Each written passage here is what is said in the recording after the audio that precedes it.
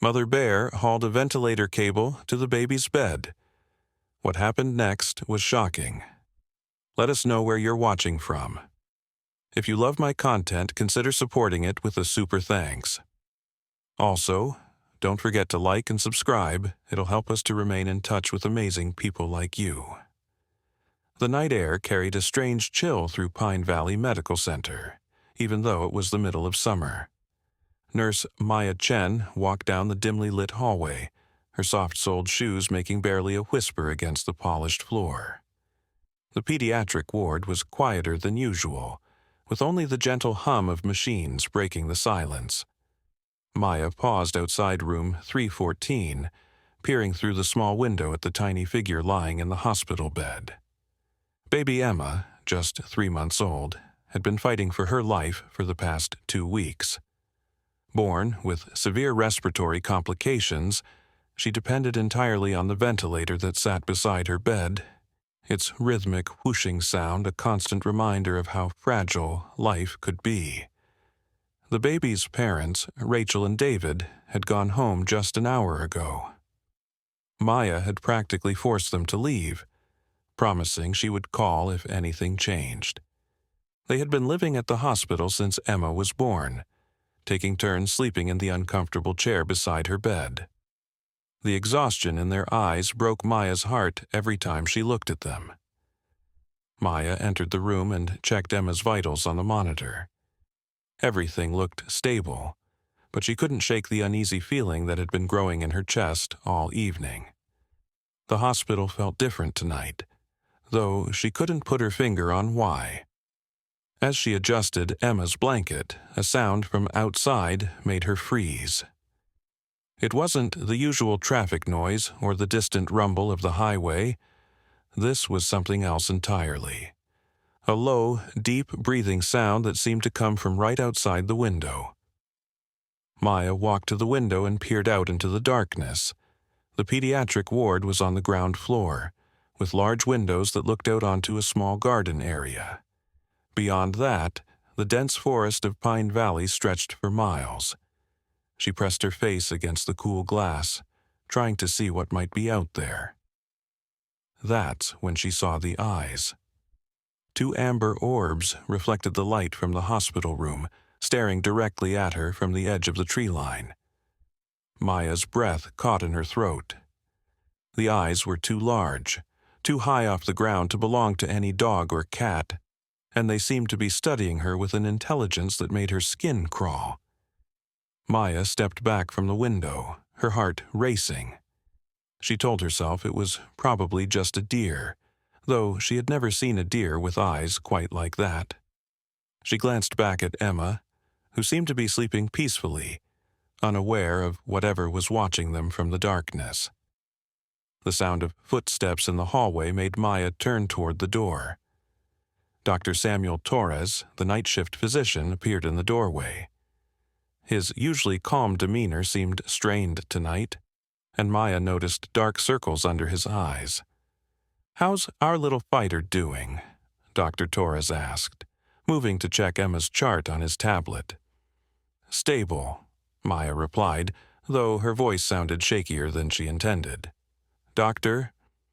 Torres, have you noticed anything unusual tonight? The atmosphere feels different somehow." Dr. Torres looked up from his tablet, studying Maya's face. "Now that you mention it, yes. I've been getting calls from several departments about strange noises outside. Security did a walk around about an hour ago but didn't find anything." Maya nodded, feeling slightly relieved that she wasn't the only one sensing something was off. She was about to mention the eyes she had seen when a soft thud came from outside the window. Both she and Dr. Torres turned toward the sound. "What was that?" Maya whispered. Dr. Torres moved to the window and looked out. Maya joined him, and together they stared into the darkness. The garden area looked empty, but the shadows seemed deeper than usual, as if something large was moving just beyond their view. "I don't see anything, Doctor," Torres said, but his voice lacked conviction. "Maybe we should call security again." Before Maya could respond, Emma began to stir in her bed. The baby's tiny hands moved restlessly, and her breathing pattern on the ventilator became slightly irregular. Maya immediately went to her side, checking the machine's settings and monitoring Emma's vital signs. Her oxygen levels are dropping slightly, Maya observed, adjusting the ventilator. It's still within normal range, but I want to keep an eye on it. Dr. Torres joined her at Emma's bedside. As they worked to ensure the baby was comfortable, neither of them noticed the large shadow that had moved closer to the window. The amber eyes watched their every movement, and the creature they belonged to seemed to be waiting for something. The ventilator cable, which ran from the machine to Emma's bed, lay coiled on the floor beside the bed. It was a thick, essential cord that delivered the precise mixture of air and oxygen that kept the baby alive. Maya had checked it dozens of times throughout her shift, making sure it was secure and functioning properly. As she bent down to adjust Emma's position, Maya noticed something that made her blood run cold. The window latch was open.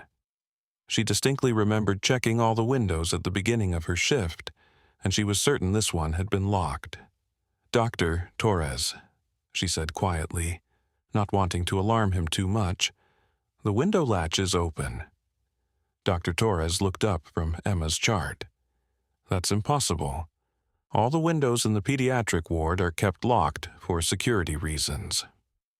Maya pointed to the latch, which was clearly in the open position.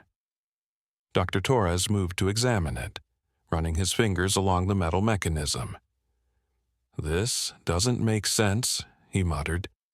"These latches can only be opened from the inside." The implications of this discovery settled over them like a heavy blanket. If the latch could only be opened from inside, then someone or something had been in the room. But the door was the only entrance, and Maya had been in the hallway most of the evening. She would have seen anyone entering or leaving. As if responding to their growing unease, Emma began to cry. It was a weak, barely audible sound due to the ventilator, but it pierced the silence of the room like a knife. Maya immediately went to comfort her, speaking in soft, soothing tones. "It's okay, sweetheart," Maya whispered, gently stroking Emma's tiny hand. "You're safe. Everything's going to be okay." But even as she spoke these words, Maya wasn't sure she believed them herself. The feeling of being watched had grown stronger, and she found herself glancing toward the window every few seconds. Dr. Torres seemed equally unsettled, constantly checking over his shoulder as he updated Emma's medical records. The night was far from over, and Maya had the distinct feeling that whatever was happening was just beginning. Emma's cries grew softer as Maya's gentle touch calmed her, but the baby's eyes remained open, staring toward the window as if she too could sense the presence outside. In the forest beyond the hospital, something large moved through the trees with surprising grace. The amber eyes that had been watching the hospital room now focused on a different target, a small, vulnerable cub that had wandered too far from safety. The protective instincts that had drawn the creature to the hospital were about to be tested in ways that would change everything. The massive brown bear stood nearly 8 feet tall when she rose on her hind legs, her powerful frame silhouetted against the moonlight filtering through the pine branches. Her name was Luna, though no human had ever called her that. She had earned this name through years of wandering these forests under countless full moons, always searching, always protecting. Luna's amber eyes shifted between the hospital window and the dense undergrowth where her 6-month-old cub, Coda, had disappeared just minutes earlier. The little one had a habit of chasing fireflies, his playful nature often leading him into dangerous situations. Tonight felt different, though. The air carried scents that made Luna's fur stand on end. The sterile smell of human medicine mixed with something else, something that reminded her of pain and helplessness. Inside the hospital room, Maya felt a chill run down her spine as she continued to monitor Emma's breathing. The baby's oxygen levels had stabilized, but something about the child's behavior troubled her. Emma's eyes kept darting toward the window, as if she could see something that the adults couldn't. Her tiny fingers would occasionally reach out toward the glass, a gesture that seemed impossible for such a young infant. "Dr. Torres," Maya said quietly, "have you ever seen a 3-month-old baby react to external stimuli like this?" Emma seems to be responding to something outside. Dr. Torres set down his tablet and observed Emma more closely. The baby's head turned slightly toward the window, and her breathing pattern changed whenever a shadow moved across the glass. "It's unusual," he admitted. "Babies this young typically don't have the visual development to focus on distant objects, especially in low-light conditions." As they spoke, a low, rumbling sound emanated from the forest. It was deep and resonant, like distant thunder, but the sky was clear. Maya felt the vibration in her chest, and Emma's monitors showed a slight increase in her heart rate. "What on earth was that?" Maya whispered, moving closer to the window despite her fear. The sound came again, longer this time, and Maya realized it wasn't thunder at all. It was a call, the kind of vocalization that wild animals use to communicate over long distances. But she had never heard anything quite like it in all her years living near Pine Valley Forest. Dr. Torres checked his phone for weather alerts, but there were no storms reported in the area. "I think we should call security again," he said, though his voice carried uncertainty. "This is getting beyond strange." Before Maya could respond, they heard another sound that made their blood freeze. It was a high-pitched whimpering, almost like a puppy crying, but coming from somewhere in the garden area directly outside Emma's window. The sound was filled with distress and fear, and it seemed to be getting closer to the building. Emma's reaction was immediate and startling. The baby began to move more actively in her bed, her small arms reaching toward the window. Her eyes were wide open now, more alert than Maya had ever seen her. The ventilator continued its steady rhythm, but Emma seemed to be trying to make sounds around the tube, as if she wanted to respond to whatever was outside. "This is impossible, Doctor," Torres muttered, staring at Emma's unusual behavior. "She's acting like she understands what's happening out there." Maya's nursing instincts kicked in, and she began to check all of Emma's connections and monitors. Everything appeared normal from a medical standpoint, but the baby's emotional state was unlike anything she had witnessed in her 15 years of pediatric nursing. The whimpering outside grew louder and more desperate. Maya couldn't stand it anymore. Against her better judgment, she moved to the window and pressed her face against the glass, trying to see what was causing the distressing sounds. What she saw made her gasp and stumble backward. A small bear cub, probably no more than 6 months old, was tangled in a piece of medical tubing that had apparently been discarded in the garden area. The cub was struggling frantically, but the more it fought, the tighter the tubing became around its small body. One of its hind legs appeared to be caught at an awkward angle, and the animal was clearly in pain. "Dr. Torres, you need to see this," Maya said, her voice trembling. Dr. Torres joined her at the window, and his expression changed from confusion to concern. "How did that cub get tangled up in our medical tubing?" he asked.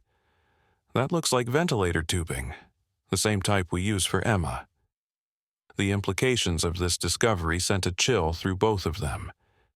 Medical tubing doesn't just appear in hospital gardens. Someone would have had to bring it outside.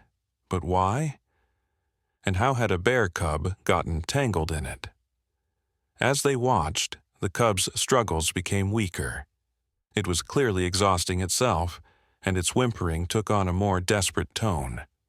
Maya felt tears forming in her eyes as she watched the small creature suffer. "We have to do something," she said. We can't just let it die out there." Dr. Torres was already reaching for his phone. "I'm calling Animal Control and the Forest Service. They'll know how to handle this safely." But before he could complete the call, another sound froze them both in place. The deep, rumbling call they had heard earlier came again, but this time it was much closer. So close that the window seemed to vibrate with its intensity. Emma's reaction was extraordinary. The baby's entire body seemed to relax, and for the first time since Maya had been caring for her, Emma appeared to be at peace. Her breathing synchronized perfectly with the ventilator, and her heart rate stabilized at an optimal level. It was as if the sound from outside was somehow comforting to her. "Dr. Torres," Maya whispered, afraid to speak too loudly, "look at Emma's vitals." Dr. Torres glanced at the monitors and his eyes widened. Emma's oxygen saturation had improved to levels they hadn't seen since she was admitted. Her brain activity, as shown on the EEG monitor, indicated a state of deep, restful sleep, something that had been elusive for the critically ill infant. The connection between the sounds outside and Emma's improved condition seemed impossible, but the evidence was right there on the monitors. Maya had never seen anything like it in her medical career. The rumbling call came a third time, and this time they could pinpoint its location. It was coming from the tree line, approximately 50 yards from the building.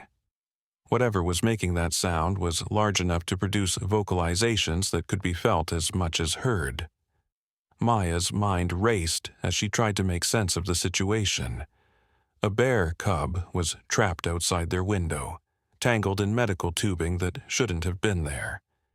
An adult bear was calling from the forest, and somehow these sounds were having a positive effect on their critically ill patient.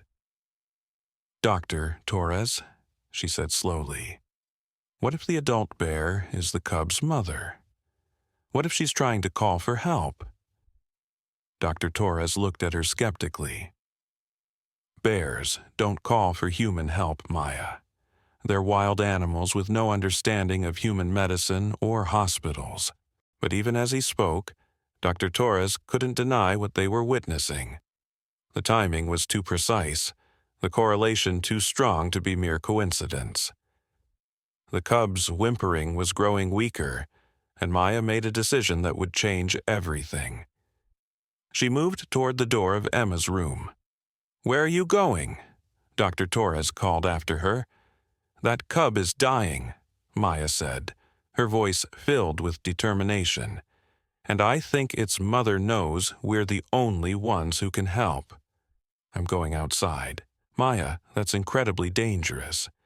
If there's an adult bear nearby, you could be putting yourself in serious jeopardy." Maya paused at the door, her hand on the handle. "Look at Emma's monitors, Dr. Torres. Look at how she's responding to what's happening outside. I don't understand it, but there's a connection here that goes beyond anything in our medical textbooks." As if to emphasize her point, Emma stirred slightly in her bed, and her tiny hand moved toward the window. The gesture was subtle but unmistakable. She was reaching toward the distressed sounds coming from the garden. Dr. Torres stared at Emma, then at Maya, then back at the monitors showing the baby's remarkable improvement.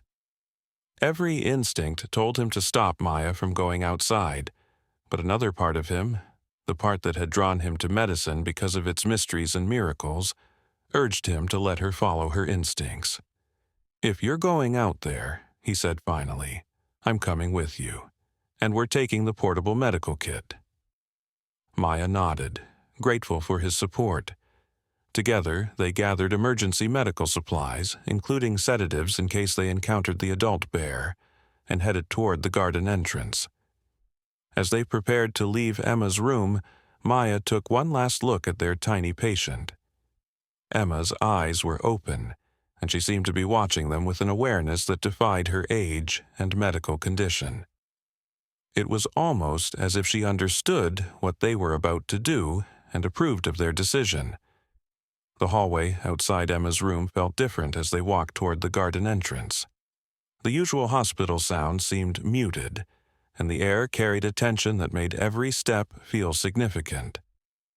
Maya's heart pounded as they approached the door that would take them outside, where a desperate mother bear waited in the darkness with her trapped cub. Neither Maya nor Dr. Torres could have imagined that their decision to help a wild animal would set in motion a series of events that would challenge everything. They thought they knew about the bonds between different species and the mysterious ways that compassion can transcend the boundaries of the natural world. The garden entrance door felt heavier than usual as Maya pushed it open. The night air hit them immediately, carrying with it the scent of pine needles, damp earth, and something else. Something wild and primal that made every nerve in Maya's body stand alert. Dr. Torres followed close behind, the portable medical kit clutched tightly in his hands. The whimpering sounds were much clearer now that they were outside. The bear cub was approximately 20 feet away, near a small ornamental bush that the hospital had planted to beautify the garden area. In the moonlight, Maya could see the small creature more clearly. Its dark fur was matted with what appeared to be blood, and the medical tubing was wound around its body in a way that suggested it had been struggling for quite some time. "How did ventilator tubing end up out here?" Dr. Torres whispered, his voice barely audible in the night air. Maya studied the scene more carefully. The tubing wasn't just randomly discarded. It appeared to have been deliberately placed, almost like a trap. But who would set a trap for a bear cub in a hospital garden? And why would they use medical equipment to do it? As they crept closer to the injured animal, Maya noticed something that made her stop in her tracks. There were human footprints in the soft earth around the bush, and they were recent. The prints were large, definitely from an adult, and they led from the garden area toward the employee parking lot. "Dr. Torres," Maya whispered, pointing to the footprints. "Someone was here recently. This wasn't an accident." Dr. Torres knelt down to examine the prints more closely. "You're right," he said, his voice filled with concern. "These prints are maybe an hour old at most. Someone deliberately put that tubing there." The implications of this discovery were terrifying. Someone had intentionally harmed the bear cub, using medical equipment stolen from their hospital. But why? And what did it have to do with the strange events happening inside Emma's room? The cub's whimpering grew weaker, and Maya knew they didn't have much time. Despite the mystery surrounding how the animal had gotten trapped, her immediate concern was saving its life. She approached slowly, speaking in soft, calming tones. "It's okay, little one," she murmured, the same voice she used to comfort her human patients. "We're here to help you." The cub's eyes met hers, and Maya was struck by the intelligence she saw there. The animal was clearly frightened and in pain, but it seemed to understand that Maya was trying to help. It stopped struggling and lay still, watching her approach. Dr. Torres prepared a mild sedative, but as Maya got closer to the cub, she realized sedation might not be necessary. The animal remained calm, almost as if it trusted her completely. This was unusual behavior for any wild animal, especially one that was injured and afraid. "This is incredible," Dr. Torres observed. "I've never seen a wild bear cub react this way to humans. It's like it knows we're trying to help." Maya carefully examined the medical tubing wrapped around the cub's body. What she found made her stomach turn. The tubing had been tied in deliberate knots, designed to tighten when the animal struggled. This wasn't just cruel. It was calculated and intentional. "Someone did this on purpose," she said, her voice filled with anger. "This is deliberate animal cruelty." As Maya worked to carefully untangle the tubing, she noticed something else that sent chills down her spine. Attached to one section of the tubing was a small piece of paper, folded and secured with medical tape.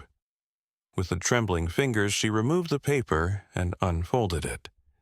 Written in block letters were the words, "The baby is next." Dr. Torres read the message over Maya's shoulder, and they both stared at each other in horror. This wasn't just random animal cruelty.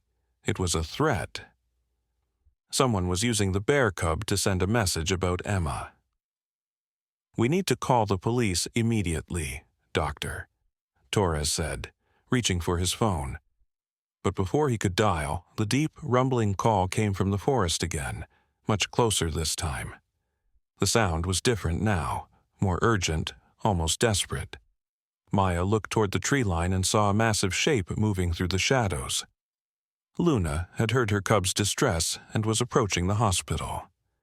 The mother bear stood at the edge of the garden, her massive form clearly visible in the moonlight. She was even larger than Maya had imagined. Easily 400 pounds of pure muscle and protective instinct. What happened next defied everything Maya thought she knew about wild animal behavior. Instead of charging toward them to protect her cub, Luna sat down at the edge of the garden and made a soft chuffing sound. It was almost like she was asking permission to come closer. "Doctor? Torres?" Maya whispered. "Are you seeing this?" Dr. Torres was staring at Luna with amazement. "In 30 years of medicine, I've never witnessed anything like this. It's like she understands that we're helping her cub." Maya continued working to free the trapped cub, and as she did, she began talking to Luna. "We're trying to help your baby," she said, her voice carrying across the garden. "We're not going to hurt him." Luna's response was extraordinary. The massive bear moved closer, but slowly and deliberately, showing no signs of aggression. She stopped about 10 feet away and lay down on her belly, watching Maya work on her cub. Her amber eyes never left Maya's hands, but there was no hostility in her gaze, only concern and what appeared to be gratitude. As Maya finally freed the last section of tubing from around the cub's body, she discovered the extent of the animal's injuries. There were cuts on his legs where the tubing had dug into his flesh, and his right hind paw was swollen and possibly fractured.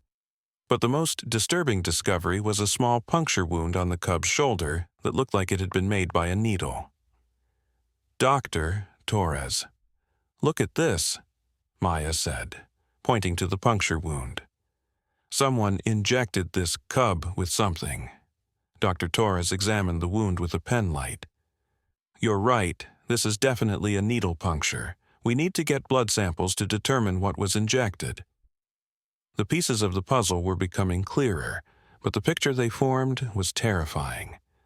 Someone had deliberately captured and injured the bear cub, used medical equipment to trap it, and then injected it with an unknown substance. The threatening note suggested that Emma was the ultimate target. As Maya finished treating the cub's wounds with supplies from their medical kit, something remarkable happened. Luna stood up and slowly approached them. Maya's heart pounded as the massive bear came within arm's reach, but Luna showed no aggression. Instead, she gently sniffed her cub and then looked directly into Maya's eyes. In that moment, Maya felt a connection that transcended species barriers. Luna's eyes conveyed a depth of emotion and intelligence that rivaled any human she had ever encountered. The bear was thanking her, but more than that, she was trying to communicate something important. Luna turned toward the hospital building and made a soft vocalization, then looked back at Maya and Dr. Torres. She repeated this behavior several times, and Maya began to understand what the bear was trying to tell them. "She wants us to go back inside," Maya said with certainty. "She's trying to warn us about something." Dr. Torres looked skeptical, but before he could respond, they heard a sound that made their blood run cold. It was the hospital's emergency alarm, the piercing tone that indicated a critical situation in the pediatric ward. "Emma," Maya gasped, and they both ran toward the hospital entrance, leaving Luna with her now freed cub. As they raced through the corridors toward Emma's room, Maya's mind raced with terrible possibilities. The threatening note, the deliberately injured cub, and now an emergency alarm. Everything was connected, and Emma was in immediate danger. They burst into Emma's room to find chaos. The ventilator was beeping erratically. Emma's oxygen levels were dropping rapidly. And most horrifying of all, the ventilator cable had been partially disconnected from the machine. Someone had been in the room while they were outside helping the cub. Someone sabotaged the ventilator, Dr. Torres said, immediately working to reconnect the cable and stabilize Emma's breathing. Maya checked the room for any signs of the intruder, and what she found made her realize that their nightmare was far from over.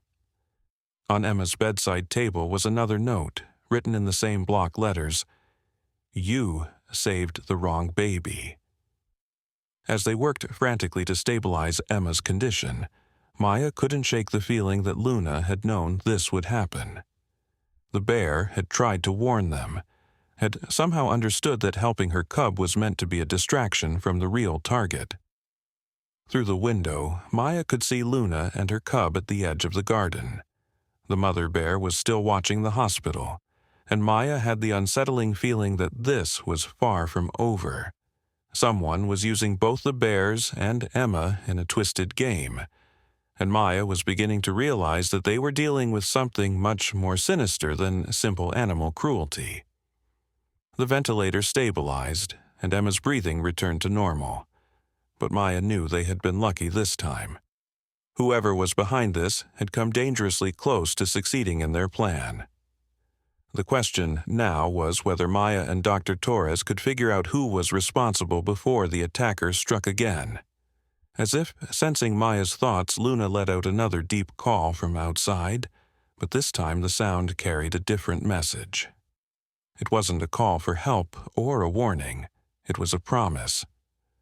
The mother bear was making it clear that she would be staying close to the hospital, watching and waiting. Maya had never felt more grateful for an unlikely ally, but she also realized that the presence of the bears might be putting them all in even greater danger. Someone had already used Coda as bait once, and Maya feared that both the bears and Emma remained targets in a game whose rules she didn't yet understand.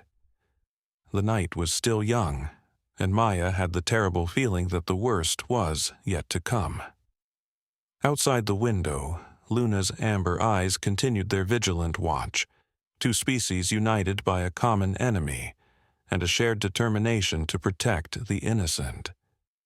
Dr. Torres finished stabilizing Emma's ventilator while Maya carefully preserved both threatening notes as the evidence. The baby's vital signs had returned to normal, but the close call had shaken both medical professionals to their core. Emma had been minutes away from respiratory failure when they discovered the sabotage. "We need to call hospital security and the police immediately," Dr. Torres said, his hands still trembling slightly from the adrenaline. "Someone is specifically targeting this child, and they're willing to use extreme measures." Maya nodded, but something was bothering her about the timing of everything.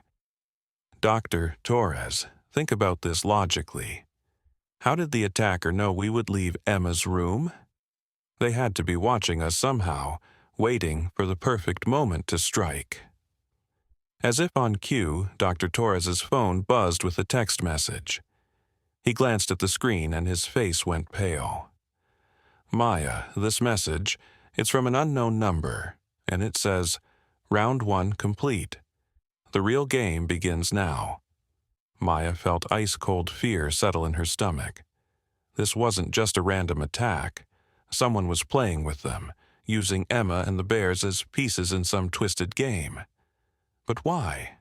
What could anyone possibly gain from targeting a 3-month-old baby and wild animals? Before they could call security, Maya heard a soft tapping sound coming from the window. She turned to see Luna's massive paw gently touching the glass, and the bear was making soft vocalizations that sounded almost like she was trying to speak. Maya approached the window cautiously, and Luna's behavior became more animated. "She's trying to tell us something," Maya said with certainty. "Look at how she's moving her head toward the parking lot." Dr. Torres joined Maya at the window, and they watched as Luna repeatedly looked toward the employee parking area and then back at them. Her body language was clear. She was trying to direct their attention to something specific. "You don't think—" Dr. Torres started, then stopped himself. "This is going to sound crazy, but what if Luna saw who did this? What if she's trying to show us where the attacker went?" Maya had been thinking the same thing, but hearing Dr. Torres voice it made the possibility seem more real. Luna's intelligence had already surprised them multiple times tonight. If bears could recognize human faces and remember threatening behavior, it wasn't entirely impossible that Luna had witnessed the sabotage. "There's only one way to find out," Maya said, making another decision that went against all protocol. "I'm going back outside to see what Luna is trying to show us." "Maya, that's incredibly risky. We don't know if the attacker is still nearby." "That's exactly why we need to find out. If someone is watching us and planning another attack, we need to know who it is and where they are." Dr. Torres looked conflicted, but before he could respond, Emma began to stir in her bed. The baby's eyes opened and focused directly on the window, where Luna was still trying to get their attention. Emma's tiny hand reached toward the glass, and she made a soft cooing sound that seemed to be directed at the bear. "Did you see that?" Maya whispered. "Emma is responding to Luna again. There's definitely some kind of connection between them." As they watched, Luna moved closer to the window and placed her massive paw flat against the glass. Emma's reaction was immediate. She became more alert, and her vital signs showed improvement across all monitors. Her oxygen saturation increased, her heart rate stabilized, and her brain activity indicated a level of awareness that seemed impossible for an infant in her condition. Dr. Torres stared at the monitors in amazement. "This is medically impossible. There's no scientific explanation for how the presence of a wild bear could improve a critically ill infant's condition." But Maya was beginning to form a theory that went beyond medical science. What if it's not just Luna's presence? What if Emma and Luna are both connected to whoever is doing this? What if the attacker chose Emma specifically because of some connection to Luna? The idea seemed far-fetched, but given everything they had witnessed, Maya was beginning to believe that nothing was too strange to be possible.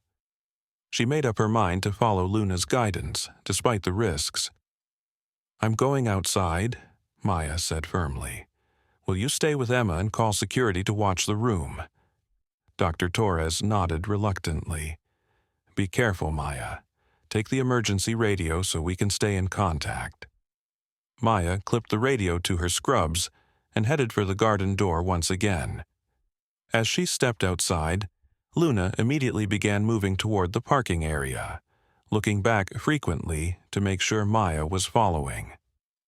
The mother bear's cub, Coda, was walking beside her, still limping slightly but mobile enough to keep up. The employee parking lot was dimly lit by only a few scattered streetlights, creating deep shadows between the cars. Luna led Maya to a dark sedan parked in a corner spot, far from the main hospital entrance. The bear stopped about 10 feet from the car and sat down, staring intently at the vehicle. Maya approached the car cautiously, using her phone's flashlight to examine it more closely. What she found made her blood run cold. The car's windows were tinted, but she could see equipment inside that looked suspiciously like medical monitoring devices. There were also what appeared to be animal cages in the back seat. As Maya circled the vehicle, she discovered something even more disturbing.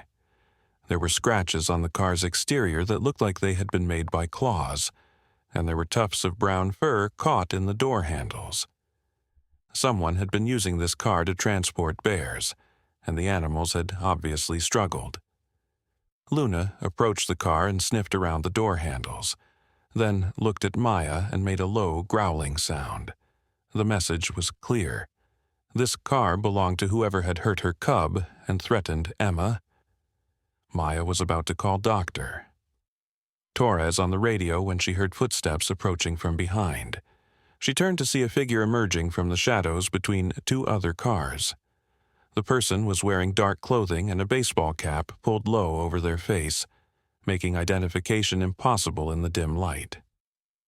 "I wouldn't move if I were you," the figure said in a voice that was deliberately disguised. "You and that bear have interfered with my plans enough for one night." Maya's heart pounded as she realized she was face to face with the person who had been terrorizing them. Luna immediately positioned herself between Maya and the stranger, her massive form radiating protective aggression. "Who are you?" Maya demanded, trying to keep her voice steady. "Why are you targeting Emma? She's just a baby." The figure laughed, a cold sound that made Maya's skin crawl. "Emma is far more than just a baby. She's the key to everything I've been working toward. And these bears are going to help me get what I need." "What are you talking about?" "Emma is a sick infant with respiratory problems. There's nothing special about her that could possibly interest you." "You're wrong about that," the stranger said, taking a step closer. "Emma's parents didn't tell you the whole truth about her condition, did they? They didn't mention that her respiratory problems started immediately after they found her as a newborn, abandoned in Pine Valley Forest." Maya's mind reeled at this revelation. Emma had been found in the forest. Her parents had never mentioned anything about adoption or finding her abandoned. But if that was true, what did it have to do with Luna and the attacks? "I see you're starting to understand," the stranger continued. "Emma wasn't just found anywhere in the forest. She was found in a bear den, being cared for by a mother bear who had lost her own cub. The bear was protecting the human baby as if it were her own." Maya looked at Luna, and suddenly everything began to make sense. The connection between Emma and Luna wasn't mystical or supernatural. It was biological and emotional. Luna was the bear who had cared for Emma as a newborn. That's why Emma responded so positively to Luna's presence, and why Luna was so protective of the hospital. "You're Luna," Maya whispered to the bear, understanding flooding through her. "You're Emma's foster mother." Luna's response confirmed Maya's realization. The massive bear approached Maya and gently nuzzled her arm, then looked toward the hospital window where Emma lay. The love and concern in Luna's amber eyes was unmistakable. "Very touching," the stranger said sarcastically. "But that connection is exactly what I need for my research. Do you have any idea how valuable a human child raised by bears would be to certain scientific communities? The neural development, the behavioral adaptations, the possibilities for understanding interspecies communication." Maya felt sick as she realized what the stranger was planning. "You want to experiment on Emma. You're planning to kidnap her and use her for research." "Not just her," the stranger said, gesturing toward Luna and Coda. "The whole family unit, a human child with bear-influenced neural development, plus the bears who raised her. It's the discovery of a lifetime." Maya's radio crackled with Dr. Torres's voice. "Maya, security is on their way to your location. Emma's showing signs of distress again." The stranger heard the radio transmission and cursed under their breath. "Time's up," they said, pulling something from their jacket. Maya saw the glint of metal and realized it was a tranquilizer gun. "You're going to help me get that baby out of the hospital," the stranger said, pointing the weapon at Maya, "and the bears are coming with us." Luna sensed the threat immediately, and let out a roar that echoed through the parking lot.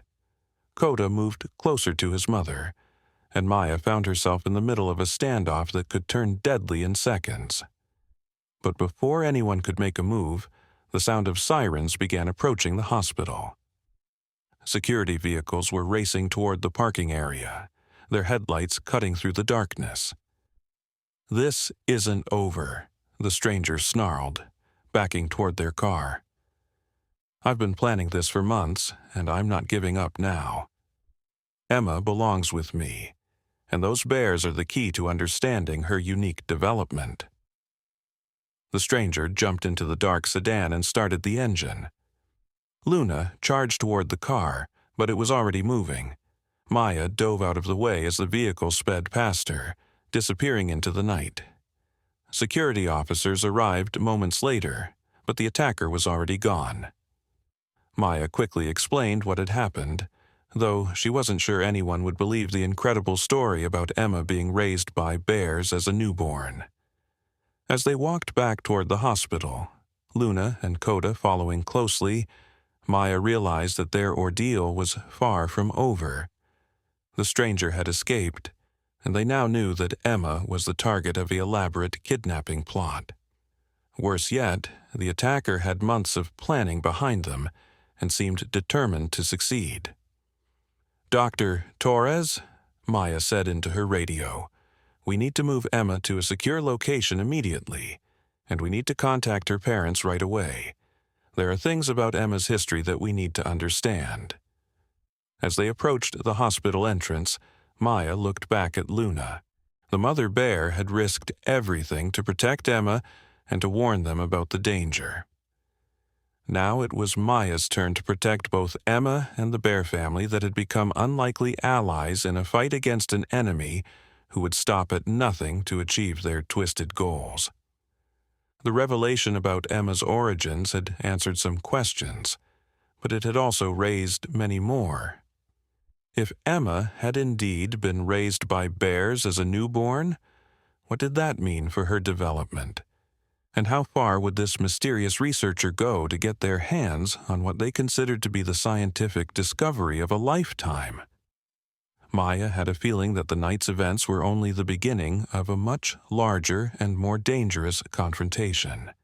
But with Luna as their ally and the truth finally beginning to emerge, she was determined to protect Emma and the bear family no matter what it took. Back inside the hospital, Maya found Dr. Torres frantically trying to reach Emma's parents. The baby's condition had deteriorated again during Maya's absence, and her breathing patterns were erratic despite the ventilator functioning normally. It was as if Emma could sense the danger that surrounded her, and her tiny body was responding to the stress. "Any luck reaching Rachel and David?" Maya asked, immediately checking Emma's monitors.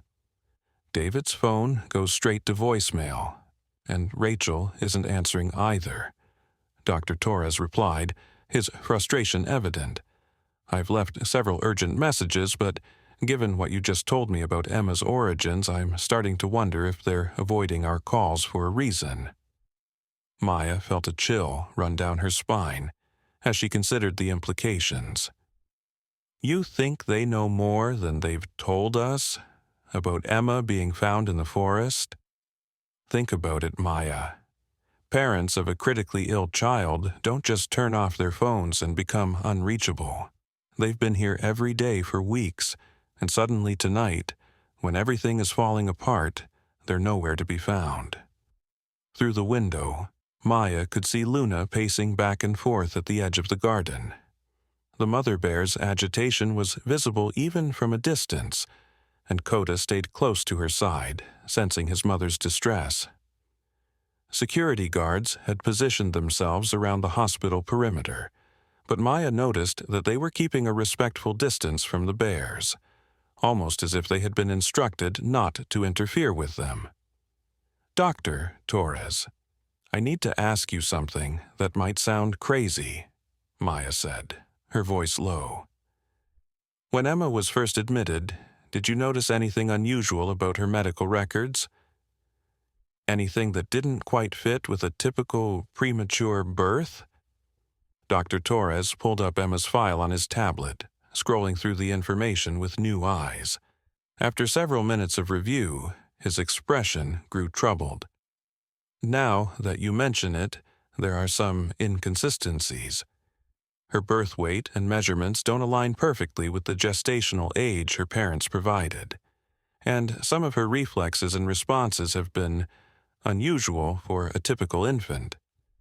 Unusual how? Her grip strength is significantly above average for her age and size. Her hearing seems exceptionally acute. She responds to sounds that most infants wouldn't even notice. And her sleep patterns? Dr. Torres paused, looking at the data more carefully. Her sleep patterns follow a schedule that's more consistent with natural daylight cycles than typical infant patterns. Maya felt pieces of the puzzle clicking into place. What if Emma's behavioral patterns aren't just unusual? What if they're adapted?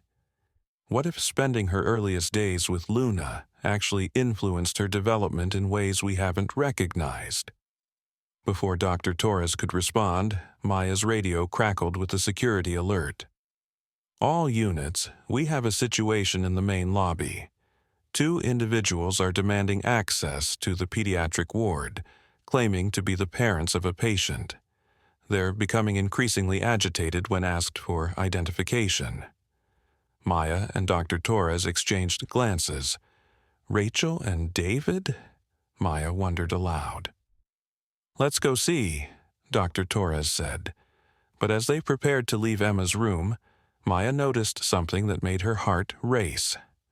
Luna had approached the window again and was making urgent vocalizations, her body language indicating extreme distress. Something's wrong, Maya said, moving to the window. Luna's trying to warn us about something. As if to confirm Maya's words, Luna began pawing at the ground and looking repeatedly between the hospital and the forest. Her behavior was frantic, unlike the calm communication they had witnessed earlier. Dr. Torres joined Maya at the window. She's not looking toward the lobby where the disturbance is happening. She's focused on something else entirely. Maya followed Luna's gaze and spotted movement in the tree line beyond the garden. Several dark figures were moving through the forest, approaching the hospital from multiple directions.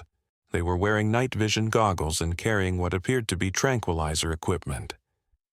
Dr. Torres, those aren't security guards, Maya said, her voice tight with fear. The researcher isn't working alone. They have a whole team. The radio crackled again with another security update. The individuals in the lobby are refusing to provide identification and are demanding to see their child immediately. They claim there's an emergency, but they won't explain the nature of the emergency. Maya's mind raced as she tried to process everything happening simultaneously. What if those aren't Emma's real parents in the lobby? What if they're part of the research team, trying to create a distraction while the others approach from the forest?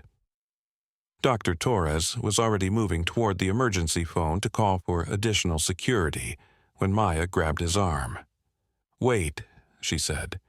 If we call security to the pediatric ward, we'll be pulling them away from the perimeter. That might be exactly what they want. Through the window, they watched as Luna positioned herself between the approaching figures in the hospital. Coda stayed close to his mother, but even the young cub seemed to understand the gravity of the situation. Luna let out a series of low roars that echoed through the night, clearly challenging the intruders. Luna's trying to protect the hospital, Maya realized. She knows those people are a threat, and she's putting herself in danger to stop them. But as they watched, one of the approaching figures raised what was clearly a tranquilizer rifle and aimed it at Luna. Maya's heart nearly stopped as she realized that the bears who had been trying to protect Emma were about to become victims themselves. I have to warn her, Maya said, moving toward the door. Maya, you can't go out there. Those people are armed and dangerous. And Luna doesn't understand that those weapons can hurt her from a distance. She's approaching this like a normal territorial dispute, but they're planning to dart her and Coda from far away. Before Dr. Torres could stop her, Maya was running toward the garden entrance. She burst through the door and immediately began shouting to Luna, trying to warn the bear about the danger approaching from the tree line. Luna's massive head turned toward Maya's voice, and for a moment the bear seemed torn between protecting the hospital and protecting Maya, who was now exposed in the garden area. That moment of hesitation was exactly what the attackers had been waiting for. The tranquilizer dart hit Luna in the shoulder, and the powerful sedative began taking effect almost immediately. The mother bear staggered, confused by the sudden weakness in her limbs. Coda ran to his mother's side, whimpering in distress as Luna struggled to stay upright. "No!" Maya screamed, running toward the bears despite the obvious danger to herself. More tranquilizer darts flew through the air, and Maya realized that the attackers were targeting both bears and any hospital staff who tried to interfere. She dove behind a garden bench as a dart whistled past her head, embedding itself in a nearby tree. From her hiding spot, Maya could see at least 6 figures in dark clothing emerging from the forest. They moved with military precision, communicating through hand signals and working together to surround the bears. This wasn't just a research operation. It was a coordinated tactical assault. Luna fought against the sedative with remarkable determination, but her movements were becoming increasingly sluggish. She managed to position herself over Coda, using her body to protect her cub even as her own strength failed her. Maya's radio crackled with urgent updates. "Security to all units. We have multiple breaches of the hospital perimeter. Armed individuals with tranquilizer weapons have been spotted in the garden area. Medical staff should remain inside and away from windows." But Maya couldn't abandon Luna and Coda to these attackers. The bears had risked everything to protect Emma, and now they needed protection themselves. She keyed her radio and spoke quickly. "This is Maya Chen in the pediatric ward. The individuals attacking the bears are connected to threats against patient Emma Martinez. They're trying to kidnap both the child and the bears for research purposes. We need immediate law enforcement backup." As Maya finished her transmission, she heard footsteps approaching her hiding spot. One of the attackers had spotted her and was moving in her direction. She prepared to run, but before the figure could reach her, an unexpected sound filled the air. It was the deep, resonant call that Luna had been making earlier in the night, but this time it wasn't coming from Luna. The sound was coming from the forest, and it was much louder and more powerful than anything they had heard before. The attackers froze, looking around nervously as the call echoed through the trees. Maya recognized the sound now. It was a bear communication call, but not from Luna or Coda. Other bears were responding to Luna's earlier distress signals, and they were approaching the hospital. The forest around Pine Valley Medical Center was home to several bear families, and Luna's calls throughout the night had been summoning reinforcements. As Maya watched in amazement, massive shapes began emerging from the tree line all around the hospital grounds. "They brought friends," Maya whispered to herself, feeling a mixture of relief and terror as she realized that the attackers were now vastly outnumbered. The lead attacker spoke into a radio device, his voice carrying clearly in the night air.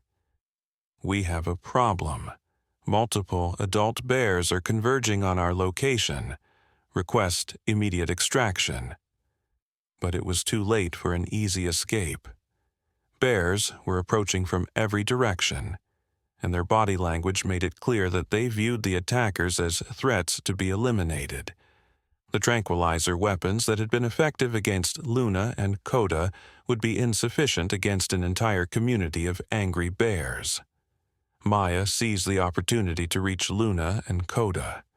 The mother bear was still conscious but heavily sedated, and Coda was trying unsuccessfully to rouse her.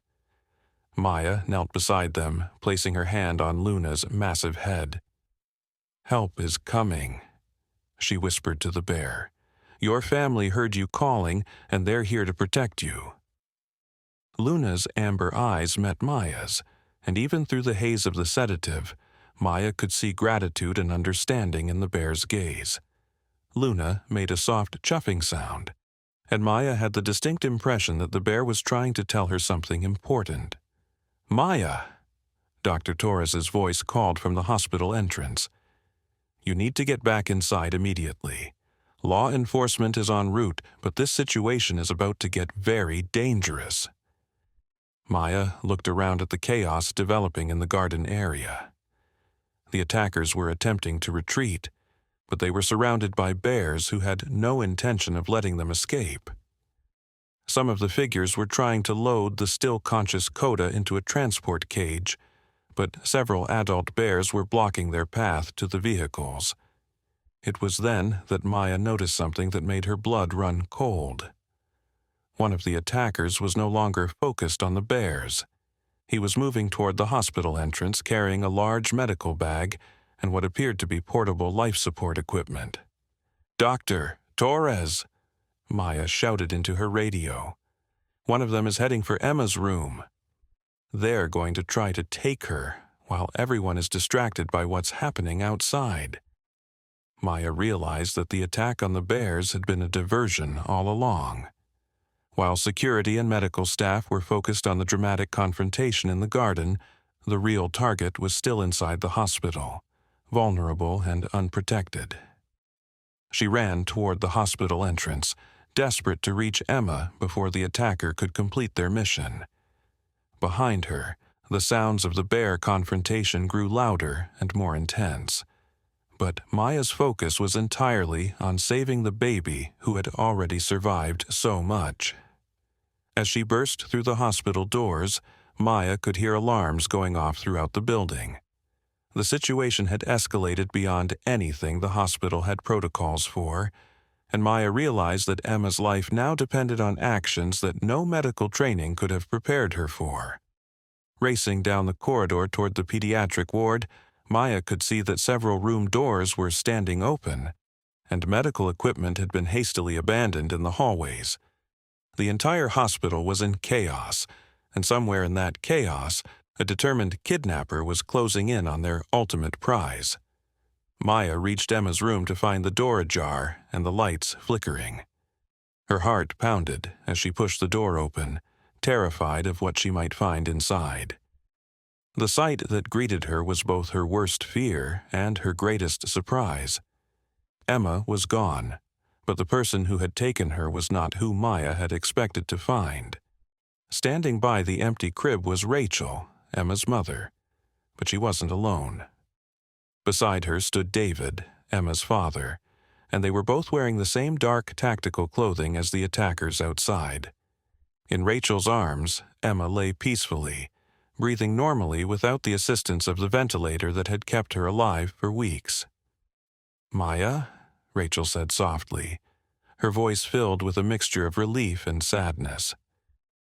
"I'm sorry you had to see this. We never wanted anyone to get hurt." Maya stared at them in shock, her mind struggling to process what she was seeing. You're part of this? You're the ones trying to kidnap Emma?" David stepped forward, his expression pained. "Maya, Emma is our daughter. We're not kidnapping her. We're saving her." "Saving her from what? From the medical care that's keeping her alive?" Rachel adjusted Emma in her arms, and Maya noticed something extraordinary. The baby, who had required intensive respiratory support for weeks, was breathing easily and naturally. Her color was good, her alertness was remarkable, and she seemed healthier than she had been since her admission. "Emma doesn't need the ventilator anymore," Rachel explained. "She never really did. The respiratory problems were caused by the stress of being separated from Luna. When bears adopt human babies, there's a bonding process that affects the child's physiology. Being away from Luna has been making Emma sick. Maya felt her world turning upside down. "You knew about Luna all along?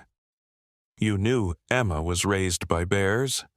David nodded, tears forming in his eyes. "We found Emma when she was just days old, being cared for by Luna in a bear den. We thought we were rescuing her, bringing her into human civilization where she would be safe and have opportunities. But we were wrong. Emma belongs with Luna," Rachel continued. "We've been trying to hide this truth for months, bringing her to different hospitals, hoping that human medicine could somehow fix what we broke by separating them. But tonight, when Luna came to the hospital, we realized that we've been fighting nature instead of accepting it." Maya looked at Emma, who was indeed more alert and responsive than she had ever been. The baby's eyes were bright and focused, and she seemed to be listening to their conversation with an understanding that went far beyond her chronological age. "The research team," Maya said slowly, "they were never trying to kidnap Emma. They were trying to help her return to Luna. Dr. Sarah Matthews is a specialist in human-animal bonding," David explained. "She's the only person we could find who believed that Emma's condition might be related to her separation from Luna. The attack tonight was actually a rescue operation that we planned together." Maya's radio crackled with an update from outside. "All units, the situation in the garden area has been resolved. The bear families are withdrawing peacefully into the forest. No injuries reported to either humans or animals." Through the window, Maya could see Luna standing at the edge of the garden. The sedative had worn off enough for her to remain upright, and Coda was pressed close to her side. Several other adult bears lingered at the tree line, but they showed no signs of aggression now that the perceived threat had passed. "Luna's been waiting," Rachel said, following Maya's gaze. "She's been calling to Emma all night, trying to tell her it's time to come home." As if responding to her mother's words, Emma made a soft sound that was unlike any vocalization Maya had heard from a human infant. It was a gentle chuffing noise, almost identical to the sounds Luna had been making throughout the night. "She's calling back to Luna," Maya whispered in amazement. David opened the window, and immediately the connection between Emma and Luna became even more apparent. The mother bear approached the window and made soft vocalizations, while Emma responded with increasing excitement, her tiny arms reaching toward the glass. "This is why we couldn't tell you the truth," Rachel said to Maya. "No one would have believed that a human baby could be healthier living with bears than in a hospital. But look at her now, away from all the medical equipment, responding to Luna's presence, breathing on her own for the first time in weeks." Maya had to admit that Emma appeared remarkably healthy. Her respiratory distress, which had been the primary concern throughout her hospitalization, had completely resolved now that she was in proximity to Luna again. "What are you going to do?" Maya asked, though she was beginning to understand what the only logical answer could be. "We're going to let Emma choose," Rachel said simply. "We're going to take her outside, and if she belongs with Luna, we'll know." Maya followed Rachel, David, and Emma outside into the garden area. Dr. Torres, who had been coordinating with security during the crisis, joined them with the expression of complete bewilderment. "Maya, what's happening here? The reports I'm getting make no sense." "Dr. Torres," Maya said, "I think we're about to witness something that will challenge everything we think we know about family, medicine, and the bonds between species." Rachel knelt down about 10 feet from Luna, still holding Emma in her arms. The massive bear approached slowly, her amber eyes fixed on the baby she had once protected and raised as her own. When Luna was within arm's reach, Rachel gently placed Emma on a soft blanket on the ground between them. For a moment, the baby lay still, looking back and forth between her human parents and the bear who had been her first mother. Then Emma did something that brought tears to everyone's eyes. She rolled over and began crawling toward Luna, moving with a determination and coordination that was remarkable for an infant her age. Luna lay down and gently nuzzled Emma with her massive head, making the soft chuffing sounds that had calmed the baby throughout the night. Emma settled against Luna's warm fur and immediately fell into what appeared to be the most peaceful sleep she had experienced since being brought to the hospital. Her breathing was deep and regular, her color was perfect, and her entire body seemed to relax in a way that no medical intervention had been able to achieve. "This is where she belongs," Rachel said through her tears. "This is her real family." Dr. Torres stared at the scene before him, his medical training warring with the evidence of his own eyes. "This is medically impossible, but I can't argue with the results. Emma is healthier right now than she's been since we've been treating her." As if to emphasize the point, Coda approached Emma and curled up beside her, creating a protective circle around the human baby. The other adult bears who had responded to Luna's calls throughout the night emerged from the forest and formed a loose perimeter around the group, clearly accepting Emma as part of their extended family. "What happens now?" Maya asked, though she was beginning to understand that some questions don't have simple answers. "Now we let nature take its course," David said. "Emma will grow up with Luna and Coda, learning skills and developing abilities that no human education could provide. She'll be wild, but she'll also be loved and protected by a family that understands her needs better than we ever could." "But she's human," Dr. Torres protested. "She needs human interaction, human education, human medical care." "She'll have human interaction," Rachel assured him. "We are not abandoning her. We'll visit regularly, and as she grows older, she can choose how much contact she wants with human society. But her primary family will be the one that nature chose for her." Maya watched as Emma slept peacefully against Luna's side, surrounded by bears who would protect her with their lives. The baby's medical monitors, if they had been attached, would have shown perfect vital signs for the first time since her admission to the hospital. 6 months later, Maya often thought about that extraordinary night as she continued her work in the pediatric ward. The official hospital record stated that Emma Martinez had been discharged to her parents' care after making a remarkable recovery from respiratory complications. The truth, known only to a few, was far more wonderful and complex. Dr. Sarah Matthews, the researcher who had been trying to reunite Emma with Luna, had become a regular visitor to Pine Valley Forest. Her studies on human-animal bonding were revolutionizing understanding of child development and interspecies relationships, though she was careful to protect Emma's privacy and location. Maya had visited the forest several times, always maintaining a respectful distance, but marveling at Emma's development. The little girl was thriving in ways that defied conventional understanding. She was walking earlier than typical human development would predict, her motor skills were exceptional, and her ability to communicate with the bears was undeniable. Luna had proven to be an extraordinary mother, patient and protective, while allowing Emma the freedom to explore and learn.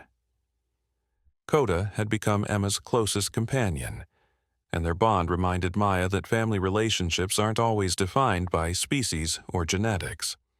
Rachel and David visited Emma weekly, bringing supplies and maintaining the connection between their daughter and human society. They had established a trust fund for Emma's future education and had arranged for Dr. Matthews to monitor her health and development from a distance. The most remarkable aspect of Emma's story was that she appeared to be developing abilities that bridged the gap between human and bear characteristics. She was learning to communicate in ways that both species could understand, and her problem-solving skills suggested that she was benefiting from the intelligence of both her human genetics and her bear upbringing.